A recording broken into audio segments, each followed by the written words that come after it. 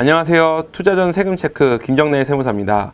오늘은 우리가 요즘에 많이 이제 투자를 하고 계시는 걸로 보이는데요. 지식산업센터라는 어떤 특정 부동산에 투자했을 때 어떤 세제 혜택이 있고 어떤 부분을 주의하셔야지 정확한 세수 수익률을 산출하실 수 있는지에 대해서 한번 살펴보도록 하겠습니다.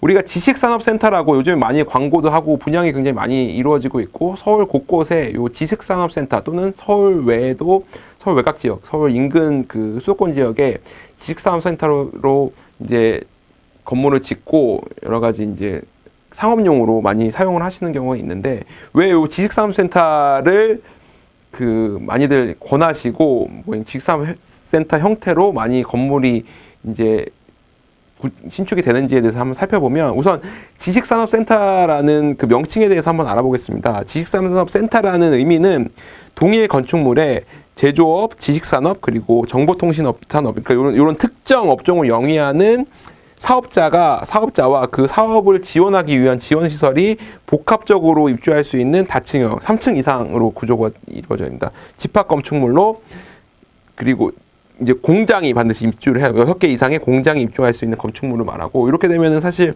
이제 어떤 우리나라 제조업이라든지 뭐 이런 특정 지식산업 또는 정보통신업, 이렇게 우리가 성장 유망 업종들을 좀 지원해주는 목적으로 이제 건설되는 건축물을 말한다고 보실 수 있습니다. 그래서 우리가 산업적인 어떤 정책으로 산업을 좀 양성하고 어떤 특정 산업을 좀 육성하기 위한 정책으로 지어지는 건물이기 때문에, 이 건축물에 대해서는 당연히 세제 효과가 어느 정도 세제 혜택을 주어야지 좀 더 활성화될 수 있겠죠. 그래서 세제 혜택을 주고 있는데, 우선 첫 번째 세제 혜택은 취득세. 우리가 요 특정 업종을 이용하기 위해서 취득하는 경우에는 취득세를 50% 감면해주고 있습니다. 50%면 굉장히 크죠.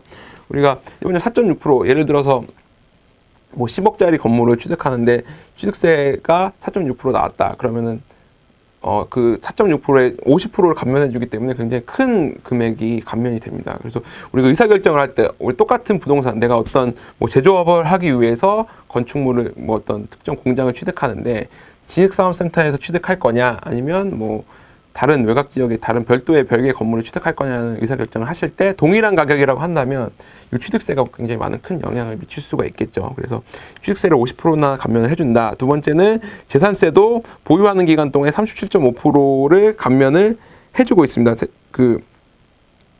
재산세 37.5%를 감면해줌으로써 보유기간에 대한 세금도 부담을 완화시켜주고 있다라는 점 반드시 알아두시기 바라고, 우리가 또 하나, 이제 이거는 세금 혜택은 아니고 이 정부나 어떤 경제적으로 이 특정 산업을 육성하기 위해서 대출도 많이 규제를 완화시켜주고 있습니다. 우리가 일반적으로 건축물 취득할 때보다 일반적으로 그냥 다른 상가 건물이나 다른 근린생활시설, 이런 특정 상업용 건물을 취득하는 때보다 이 지식산업센터를 분양받고 투자를 할 때, 지식산업센터에 입주를 할 때 금융권에서 대출도 굉장히 더 많이 혜택을 주고 있습니다. 금리도 좀 낮게 해주고, 대출 한도도 일반적보다 훨씬 더 많이 내줌으로써 이 취득을 좀 육성하고, 특히 이제 본인이 직접 입주를 해서 어떤 사업을 운영하는 경우에는 중소기업이 운영하는 경우에는 대출 한도가 굉장히 높게 나온다라고 보시면 되고, 그래서 이제 많은 중소기업을 영위하신 사장님들이나 또는